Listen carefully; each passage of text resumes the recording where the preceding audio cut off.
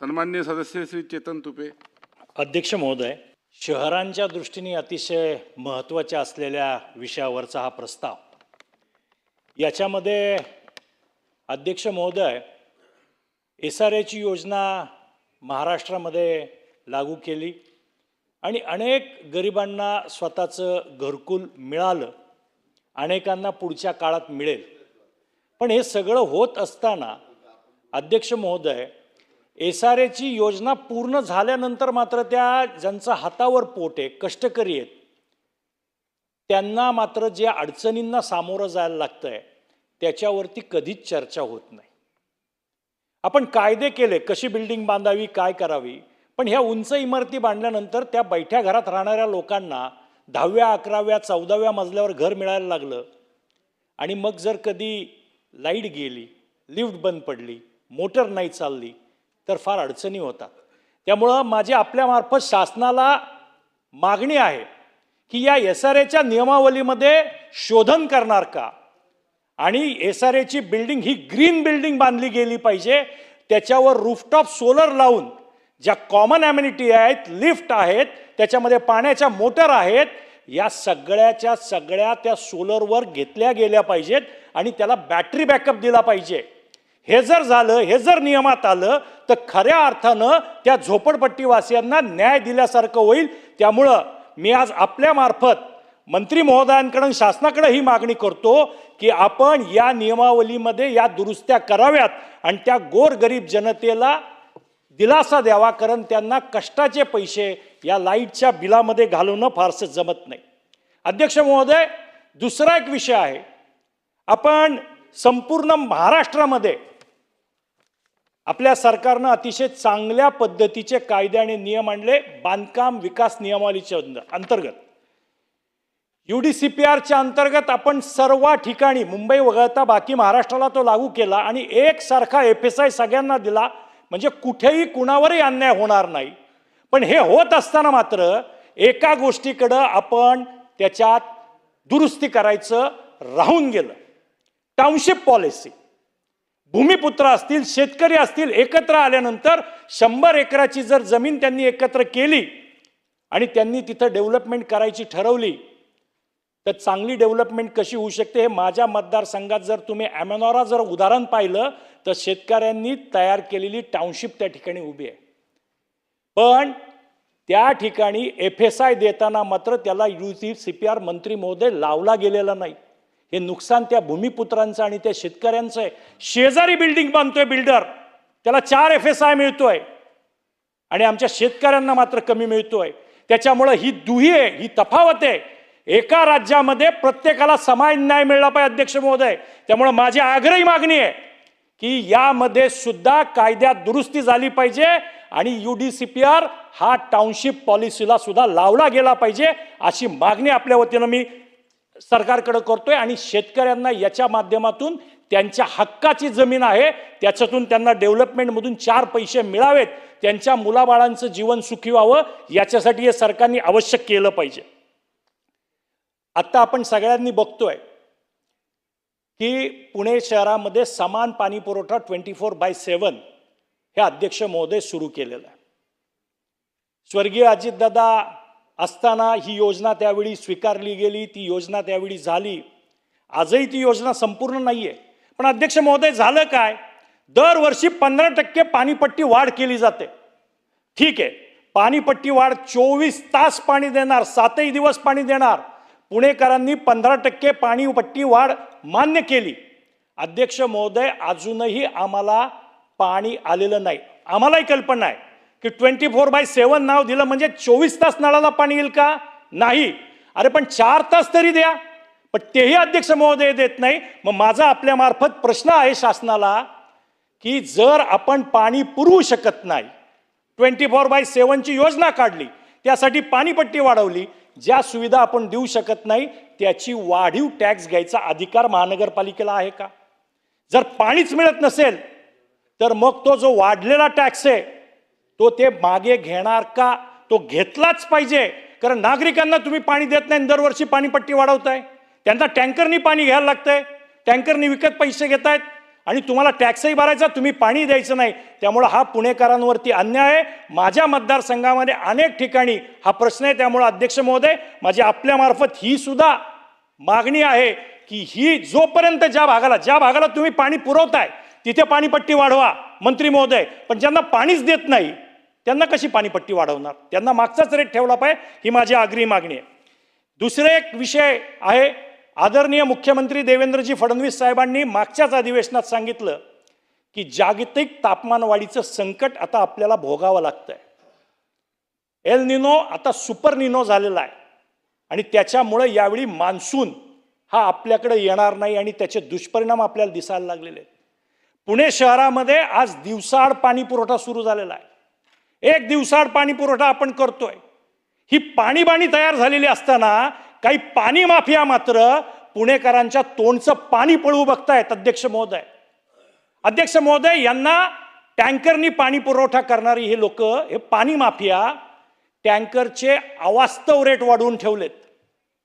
सर्वसामान्य, पाणी जीवन आहे, सर्वसामान्यांनी जगायचं कसं? अध्यक्ष महोदय, माझी आपल्यामार्फत शासनाला मागणी आहे की शासनाने याच्यामध्ये लक्ष घातलं पाहिजे आणि टँकरचे कमाल आणि किमान दर हे ठरवून दिले पाहिजेत.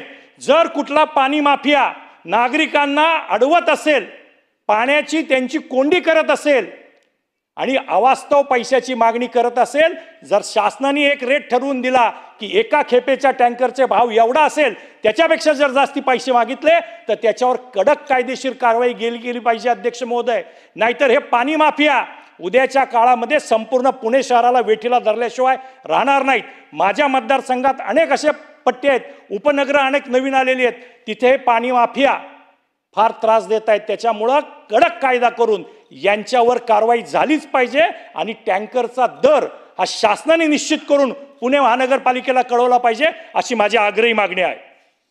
त्याचप्रमाणे पुणे शहरामध्ये माझ्या आधीच्याही सगळ्या पुणे शहराच्या आमदारांनी त्याचा उहापोह केला. पाऊस पडला की सगळं शहर तुंबून जातं.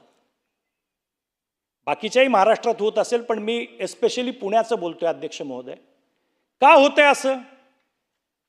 किती नाले बुजवले, किती नाले वळवले, कुणासाठी वळवले, कुणी परवानग्या दिल्या? सर्वसामान्यांच्या झोपडीत पाणी घुसतंय, तिथल्या नाल्याला सीमा भिंत बांधायला कुणालाही वेळ नाही, त्याच्याकडे बघायला अधिकाऱ्यांना वेळ नाही. पण धनदांडग्याची जर जमीन असेल आणि त्याच्यावर त्याला पंचतारांकित आलिशान इमारत उभी करायची असेल तर तिथला नाला मात्र मंत्री महोदय ताबडतोब वळवला जातो. कोण अधिकार देतो या? कोणच्या अधिकारी असं करतात? का नाले वळवले जातात? याच्या मागे कुठं नक्की पाणी मुरतं? कारण ते कुठं तरी मुरतं म्हणून गरिबाच्या घरात शिरतं. पाणी यांच्याकडं कुठेतरी मुरतं म्हणून माझ्या गरीब मतदाराच्या घरामध्ये ते शिरतं मंत्री महोदय. त्यामुळे याच्याकडे लक्ष दिलं गेलं पाहिजे आणि या सगळ्याची एकदा चौकशी करा ना. गेल्या 20-25 वर्षामध्ये जेव्हापासून पुण्याची डेव्हलपमेंट व्हायला लागली तेव्हापासून किती नाले बुजवले गेले, किती नाले वळवले गेले आणि कुठल्या विकसकाच्या घेतलेल्या इमारतीचे नाले वळवले गेले आणि त्याला कुणी परवानग्या दिल्या, या सगळ्याची एकदा चौकशी झाली पाहिजे, अशी माझी आपल्यापुढं आग्रही मागणी आहे. नाल्यावरती बिल्डिंग झाल्यात तो तर वेगळा प्रश्न आहे, पण ते एकदा बाहेर निघालं की सगळंच कळेल. अध्यक्ष महोदय, याच्यात पर्यावरणाचा सुद्धा विषय घेतलाय. पुणे शहर हे पूर्वी अतिशय थंड शहर होतं. पुणे शहरामध्ये फॅन लावला तरी पुणेकरांना अगदी निवांत वाटायचं. पण आता त्या पुणे शहराच्या झाडांची सर्रास कत्तल सुरू झाली. ग्रीन कव्हर निघून गेलंय, पर्यावरणाचा ऱ्हास होतोय. शेवट आपल्या शहरावर आपलं प्रेम पाहिजे ना. आमचे अधिकारी काय करतायत? पुणे शहराचं ग्रीन कव्हर कमी होतंय आणि आम्ही काय करत होतो मधल्या काळामध्ये? विदेशी जातीची झाडं लावली आणि सगळ्या पुणे शहराची वाट लावली. आमच्यावर नामुष्की आली की ती सगळी झाडं काढून टाका आणि आता देशी झाडं लावा. पण याच्यामध्ये कुठेतरी डेव्हलपमेंट प्लॅन करताना आपण जसं म्हणतो की बाबा एवढं हे पाहिजे, एवढं ते पाहिजे, एवढा बिल्डिंगला FSI पाहिजे, कधीतरी आपण पर्यावरणाशी आपली बांधिलकी म्हणून एक नियम करणारे की नाही की त्या शहरामध्ये एकूण क्षेत्रफळाच्या कमीत कमी इतकं क्षेत्रफळ हे झाडांनी व्यापलेलं पाहिजे, असा कायदा करणार की नाही आपण? अध्यक्ष महोदय, हा जर कायदा नाही केला तुम्ही आणि ही झाडांची कत्तल अशीच चालू राहिली तर पुढची पिढी तुम्हाला आणि मला माफ करणार नाही. अध्यक्ष महोदय, आज पाऊस पडत नाहीये, उद्याच्या काळात अनेक गोष्टी घडतील, या पर्यावरणाच्या ऱ्हासामुळं कुणाला तोंड द्यायला लागणार आहे?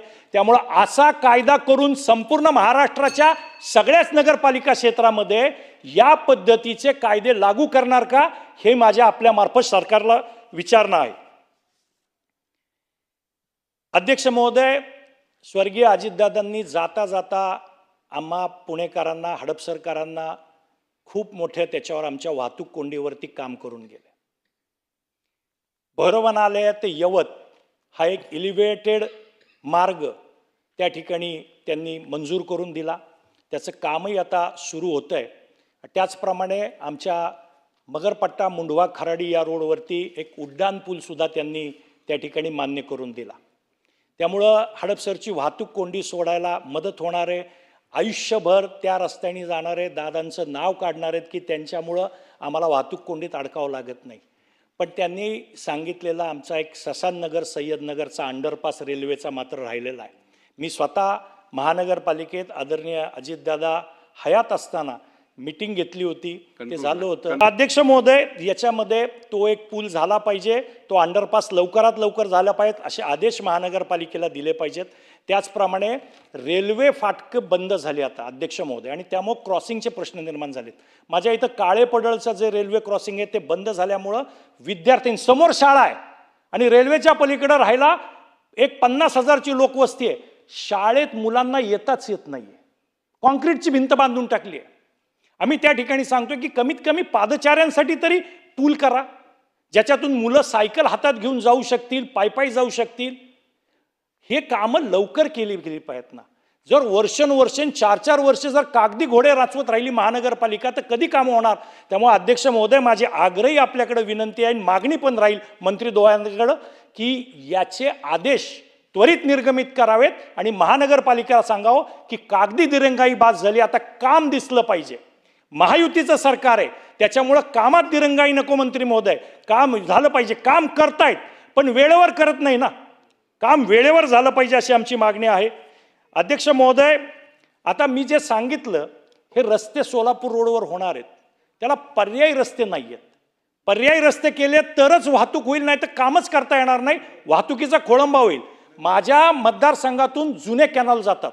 हे कॅनल जर बुजवले आणि त्याच्यावर रस्ता केला, मध्ये आतमध्ये पाईप टाकून, म्हणजे पाणी जाईल आणि ते सगळ्या बाजूनी रस्त्याचं तर ट्रॅफिक डायव्हर्ट होईल आणि पुढच्या विकासाला खूप मोठी चालना मिळेल. त्यामुळे या कॅनलवरती रस्ते झाले पाहिजेत अशी माझी मागणी आहे. शेवटचा एक मुद्दा मांडतोय आणि मी माझं कन्क्लूड करतोय. याच्यामध्ये अध्यक्ष महोदय, शहरामध्ये अतिक्रमण, घाण ही इतक्या मोठ्या प्रमाणावर आहे. जे आम्हाला दिसतं आमदार म्हणून, नागरिकांना दिसतं, ते अधिकाऱ्यांना का दिसत नाही? त्यांचं त्यांच्या शहरावर प्रेम नाहीये का? का त्यांना पगारात 1 रुपया कमी मिळतोय? मी आत्ताचं उदाहरण देतो. उड्डाण पूल बांधलाय.